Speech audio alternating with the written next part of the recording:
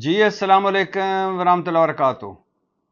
बुशरा बीबी पेशावर में हैं। पार्टी इजलास हो रहे हैं, पार्टी मीटिंग्स हो रही हैं। इमरान खान की हिदायत बुशरा बीबी को मिल रही हैं और बुशरा बीबी उन हिदायत पर अमल करवा रही हैं। क्या बुशरा बीबी के पेशावर में होने, जेल से बाहर होने और उनके इर्द गिर्द पार्टी के इकट्ठे होने से पाकिस्तान तहरीक इंसाफ में बेहतरी आएगी, ग्रुप बंदी में कमी आएगी और पार्टी फिर से एक झंडे तले जमा हो जाएगी या नतीजा उल्ट आएगा। अलीमा खान अपना ग्रुप बनाएंगी, बुशरा बीबी अपना ग्रुप बनाएंगी, इमरान खान को सुलह करवानी पड़ेगी। होगा क्या, इस पर बात करनी है। और इस पर भी बात करनी है कि अडयाला जेल में मुलाकातों पर पाबंदी ख़त्म हुई। जाहिर है इमरान खान की वजह से लगी थी पाबंदी, ख़त्म कर दी गई है। और अडयाला जेल में अब इमरान खान के पास क्या वो सारी सहूलियात हैं जो वापस ले ली गई थी, इस पर बात करेंगे। और इस पर भी बात करनी है कि चीफ जस्टिस बनने के बाद और चीफ जस्टिस का हलफ उठाने के बाद जस्टिस याह्या अफरीदी ने कुछ ऐसे कदम उठाए हैं कि इससे एक तासुर मिला है कि शायद जजों में जो तकसीम, तफरीक और एक तरह की नफरत का बीज काजी फायजी साहब बो गए थे, उसमें कमी आएगी। क्या ऐसा हो पाएगा? और ये भी बताना है आपको, इन सारे मौज़ूआत से पहले ये ज़रूर बताना है कि बड़ी कुर्सी पर छोटा आदमी जो रिटायर हुआ, मैं बात कर रहा हूं काजी फायज ईसा की, जिसके बहसीत चीफ जस्टिस दौर स्याह तरीन दौर रहा, चादर चार दीवारी के हवाले से, बुनियादी इंसानी हकूक के हवाले से, इलेक्शन के हवाले से, सियासत के हवाले से और अदलिया के हवाले से। और काजी फायज ईसा जिसका गठजोड़ था हुकूमत के साथ, जो अब सामने आया है। और काजी फायज ईसा जो हुकूमत के कांटे चुनता रहा, और काजी फायज ईसा जिसने अदलिया की इज्जत खाक में मिला दी थी। खैर से बजरिया तुर्की, बजरिया इस्तांबुल, लंदन रवाना हो गए। अभी मैं कल बता रहा था आपको कि नवाज शरीफ बजरिया दुबई, बजरिया लंदन, अमेरिका रवाना हो गए और अब काजी फायज ईसा खैर से बजरिया इस्तांबुल, बजरिया तुर्की, लंदन रवाना हो गए अपनी अहलिया के साथ। नवाज शरीफ साहब की कल एक तस्वीर आई थी कि दुबई के एक बड़े शॉपिंग मॉल में, दो मॉल हैं दुबई के आपको पता ही है, उनमें से एक बड़े शॉपिंग मॉल में लाओ लश्कर के साथ वो विंडो शॉपिंग कर रहे थे। नवाज शरीफ साहब का ये पुराना शौक़ है कि वो शॉपिंग करना, अच्छा खाना खाना, खुश खुराक हैं, खुश लिबास हैं। और लिबास के 70 साल के हो गए हैं माशाल्लाह, लेकिन जिस कलर के वो कपड़े पहनते हैं, यानी अभी भी वो सुर्ख रंग इस्तेमाल करते हैं। येलो भी देखा है उनको पहने हुए और मुख्तलिफ कलर्स भी देखे हैं।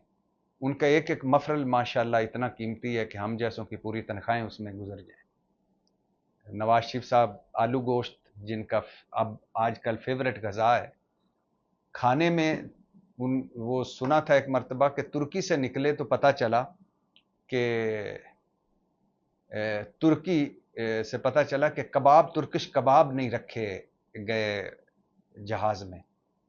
तो ये लंगर गप है या क्या है, लेकिन ये सुना गया कि उन्होंने फिर वापस लैंडिंग करवाई और तुर्किश कबाब लिए गए, जहाज़ में रखे गए और फिर वो वापस आए।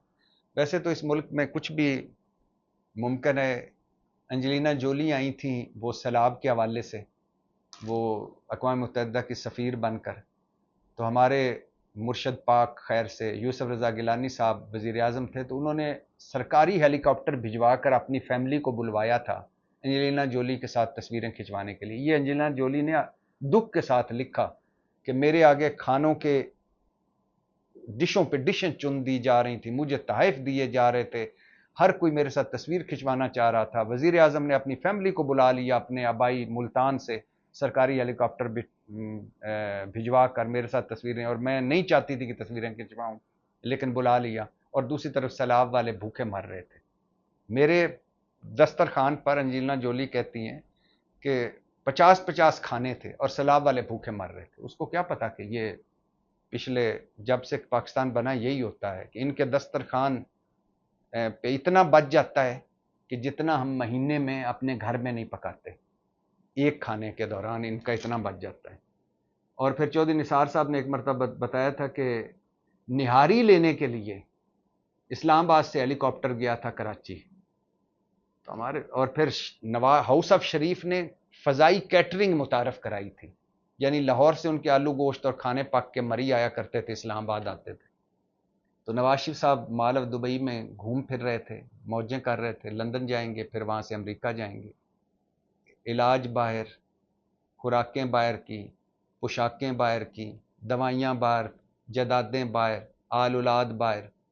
यहाँ आते हैं, कदम बढ़ाओ नवाज शरीफ हम तुम्हारे साथ हैं, चंपू चुमार नारे हम उनके सुनते हैं, और नारे सुनने के बाद खैर से, और इन नारों के जवाब देने के बाद खैर से वापस अपनी सल्तनतों में चले जाते हैं, और फिर जब हुक्मरानियाँ करनी होती हैं तो फिर आते हैं। तो अब खैर अमेरिका इलाज के लिए गए हैं, तो काजी फ़ायज़ ईसा साहब भी एहलिया के हमरा बज़रिया इस्तंबुल लंदन रवाना हो गए हैं। काजी फ़ायज़ ईसा ने जो कुछ इस मुल्क के साथ किया, जो कुछ अदलिया के साथ किया, जो कुछ इस मुल्क के इंसानों के साथ हुआ, और काजी फ़ायज़ ईसा ने एक शर्मनाक चुप साधे रखी, वो तारीख़ का हिस्सा है। तारीख़ कभी इस स्याह फैसलों वाले जज को माफ़ नहीं करेगी। खैर वापस आते हैं अपने मौज़ूआत पर। बुशरा बीबी हैं पेशावर में, और सुना है कि वज़ीर आला हाउस की नेक्सी में मुकीम हैं, और सुना है कि वो जब अडियाला जेल से निकली थी तो गई थी बनी गाला, वहाँ कुछ देर क़याम किया, अपनी चीज़ें लीं वहाँ से, कपड़े और बाकी चीज़ें, वो वहीं रहना चाहती थी, या उनकी ख्वाहिश थी कि वो ज़मान पार्क लाहौर जाएँ, मगर पार्टी वालों ने कहा कि हालात बदलने में देर नहीं लगती, किसी और मुकदमे में आप गिरफ़्तार ना हो जाएँ तो आप पेशावर चलें। फिर उनको कायल किया गया, और सुना गया है कि इमरान खान का भी बताया गया था उनको कि इमरान खान ने कहा है कि उनको पेशावर ले जाएं, तो पेशावर गई हैं। इमरान खान हिदायत दे रहे हैं, बुशरा बीबी उन पे इम्प्लीमेंट कर रही हैं, पार्टी उनके इर्द गिर्द जमा है, जूम मीटिंग्स हो रही हैं, और ये अच्छी बात है पाकिस्तान तहरीक इंसाफ के लिए। उस वक़्त जब कारकुनों और पाकिस्तान तहरीक इंसाफ की क़यादत में एक गैप आ चुका है, उस वक़्त जब पार्टी में बददिली फैलने लग गई थी, उस वक़्त जब मुसलसल इहतजाज और फजूल किस्म के इहतजाजों में इहतजाज पे इहतजाज करके पार्टी थक चुकी थी, और उस वक़्त जब पार्टी में मुख्तलिफ गिरोह बंदियाँ थीं, और पार्टी में मुख्तलिफ ग्रुप थे, और उस वक़्त जब पार्टी में रांग नंबर और ब्रूटस घुसे हुए थे जो पार्टी के अंदर इख्तलाफात पैदा कर रहे थे, और उस वक़्त जब पार्टी वाले एक दूसरे को मशकूक समझ रहे थे, उस वक़्त बुशरा बीबी, जिनका डायरेक्ट ना सिर्फ इमरान खान से रब्ता होगा, बल्कि इमरान खान का जितना ट्रस्ट बुशरा पे है, बुशरा बीबी पे है, वो किसी और पे नहीं हो सकता। तो मुझे लगता है कि इससे पाकिस्तान तहरीक इंसाफ में बेहतरी आएगी, ग्रुप बंदी में कमी आएगी, चीज़ें मौके पे सार्ट आउट होंगी, और इमरान खान से रब्ता बहाल हो जाएगा पार्टी का बुशरा बीबी के ज़रिए। लेकिन आपको पता है इमरान खान की चारों बहनें जब बुशरा से इमरान खान की शादी हुई थी तो वो शरीक नहीं हुई थी, और इमरान खान की बहनों और बुशरा बीबी में कभी भी ताल्लुकात खुशगवार नहीं रहे, पहले भी। और जब जेल में गए तो जेल में पेशियों के मौके पर जो जेल में अदालतें लगती थी उसमें भी एक दो मरतबा मुंह मारी हुई। क्या अलीमा खान की सियासत या अलीमा खान का अब कोई थोड़ा सा किरदार कम होगा? बिल्कुल कम होगा। लेकिन क्या अलीमा खान कोई अलहदा ग्रुप बना लेंगी? नहीं, बिल्कुल ऐसा नहीं है। हाँ, अलीमा खान को पता है कि बुशरा बीबी पर इमरान खान कितना ट्रस्ट करते हैं, लिहाजा वो मुझे नहीं लगता कि अपनी रेड लाइन से बाहर या अपनी लाइन से बाहर निकल कर खेलेंगी।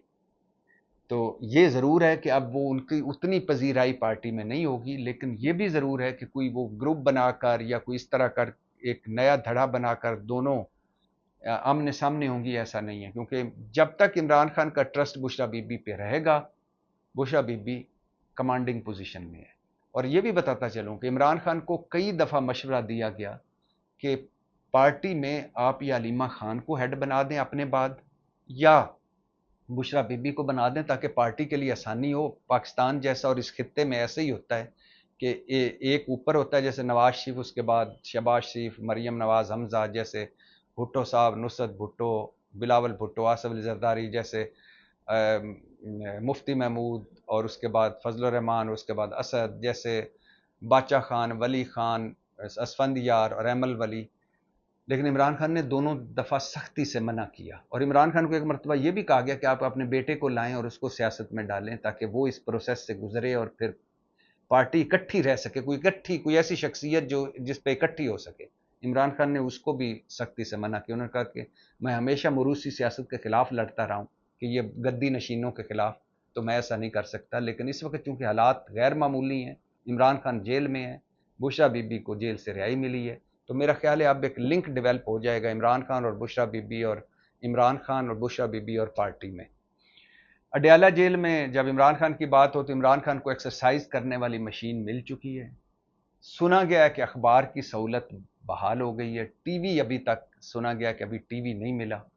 باقی عمران خان چہل قدمی کر رہے ہیں، ورزش کر رہے ہیں، اور اسلام آباد ہائی کورٹ نے میڈیکل بورڈ کہا ہے کہ بنا کر عمران خان کے ذاتی معالج کے ہمراہ چیک اپ کروا کر ہمیں رپورٹ جمع کروائیں، تو حالات بہتر ہو گئے ہیں، پہلے جیسے حالات نہیں رہے۔ پابندی بھی ہٹ گئی اڈیالہ جیل میں قیدیوں پر پابندی، اور وہ ظاہر عمران خان کے لیے لگائی گئی تھی کہ شنگھائی کانفرنس ہو جائے، نہیں ترمیم ہو جائے، عمران خان کا پارٹی سے رابطہ کاٹ دیا جائے، کوئی نہ مل سکے، کوئی احتجاج نہ ہو، کوئی ریلی جلسہ جلوس نہ ہو، تو وہ سارا کچھ ہو گیا ہے۔ تو اب عمران خان کی وجہ سے جو اڈیالہ جیل کے ملاقاتوں پر پابندی لگی تھی وہ پابندی ہٹ چکی ہے۔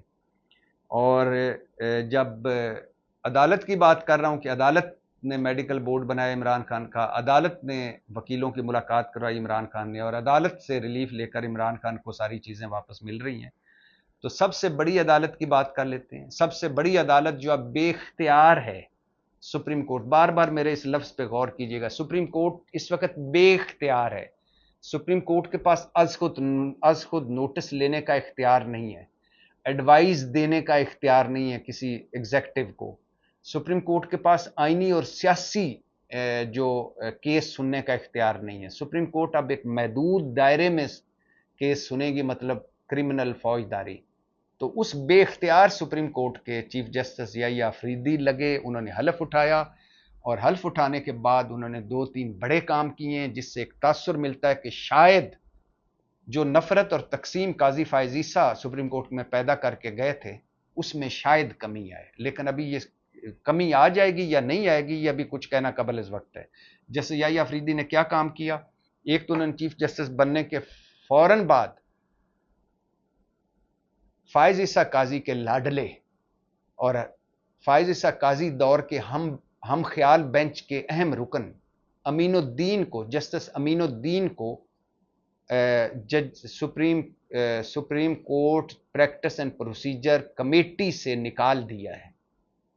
Supreme court practice and procedure committee وہ ہے جو سپریم کورٹ کو چلاتی ہے، اس میں 3 جج ہوتے ہیں، پہلے تھے یہ قاضی فائز عیسیٰ، منصور علی شاہ، منیب اختر، لیکن حکومت اب تو لگ رہا ہے کہ قاضی فائز عیسیٰ کے کہنے پہ ہی لائی ہوگی، یا قاضی کوئی درمیان میں کوئی رابطہ ہوگا جس کی وجہ سے فوراً حکومت کو چونکہ لوٹوں کی ضرورت تھی، 63 کیس میں قاضی فائز عیسیٰ کو سے لگوا کر فیصلہ کروانا تھا، لوٹا کریسی جائز کرانا تھی، اس لیے حکومت لے آئی supreme court practice and procedure ترمیمی آرڈیننس، اور اس میں قاضی فائز عیسیٰ مطلب چیف جسٹس کو اختیار دے دیا کہ ایک وہ خود ایک سینئر جج اور ایک اپنی پسند کا جج لے آئے۔ تو انہوں نے امین الدین کو لے آئے تھے، وہ ان کے لاڈلے تھے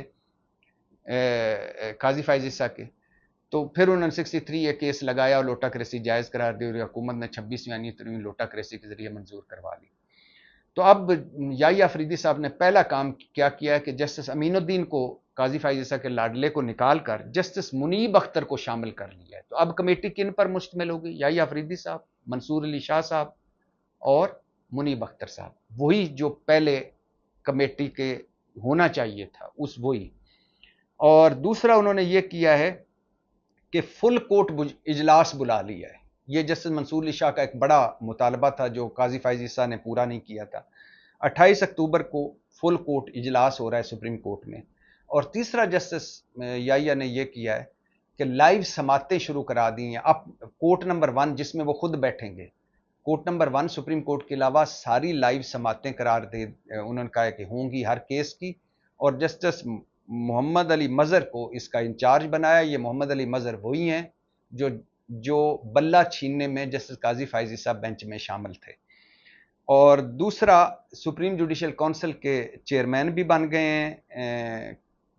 چیف جسٹس چیئرمین ہوتا ہے جسٹس یحییٰ آفریدی, اور اس میں جسٹس منیب بھی ہوں گے, منصور علی شاہ بھی ہوں گے. اور تیسرا جو اس میں بڑی ایک دلچسپ ہے کہ حلف برداری جسٹس یحییٰ آفریدی کی حلف برداری میں جہاں علی امین گنڈا پور بھی موجود تھے, اور اچھی بات ہے موجود تھے, میں کہتا ہوں کہ ان کو بحیثیت وزیر اعلیٰ آنا چاہیے تھا. اور یہ بھی پتہ کس وجہ سے ممکن ہوا, یہ بشرا بی بی کے اور عمران خان سے رابطے بحال ہونے کی وجہ سے یہ ممکن ہوا. انہوں نے پوچھا, انہوں نے کہا بالکل جانا چاہیے. تو علی امین گنڈا پور بھی موجود تھا. مطلب تحریک انصاف نے جسٹس یحییٰ آفریدی کی تقرری پر نہ احتجاج کیا ہے نہ تنقید کی ہے. یہ ضرور کہا ہے کہ 26ویں آئینی ترمیم جس طرح منظور ہوئی, جس طرح یہ چیف جسٹس بنے گئے, جس طرح آزاد عدلیہ ختم ہوئی, اس پر اعتراضات کیے ہیں, لیکن جسٹس یحییٰ آفریدی کی ذات پر انہوں نے کوئی اعتراض نہیں کیا. تو علی امین گنڈا پور شامل ہوئے اس میں.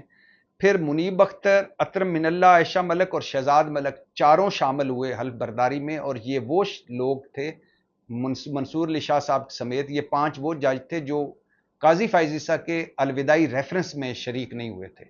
منصور علی شاہ اس لیے شریک نہیں ہوئے حلف برداری میں کہ وہ عمرے پر ہیں.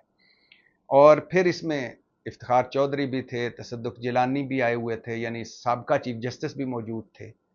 تو ایک ماحول سا بنتا نظر آ رہا ہے کہ شاید ججز اکٹھے ہو جائیں, مگر قاضی فائزی صاحب بڑی زہریلی قسم کی تقسیم اور نفرت ڈال گئے ہیں, اس کو وقت لگے گا. تو جسٹس یحییٰ آفریدی نے آتے ہی وہ کام کرنے کی کوشش کی ہے جس سے سپریم کورٹ متحد ہو جائے. لیکن پھر بتا دوں یہ بے اختیار سپریم کورٹ, اس کے پاس از خود نوٹس کا اختیار نہیں ہے, آئینی اور سیاسی مقدمے سننے کا اختیار نہیں ہے, اور کسی ایگزیکٹو کو ایڈوائز کرنے کا اختیار نہیں ہے. لیکن بہرحال ابتدا اچھی کی ہے جسٹس یحییٰ آفریدی نے, دیکھتے ہیں کیا ہوتا ہے. پاکستان زندہ باد.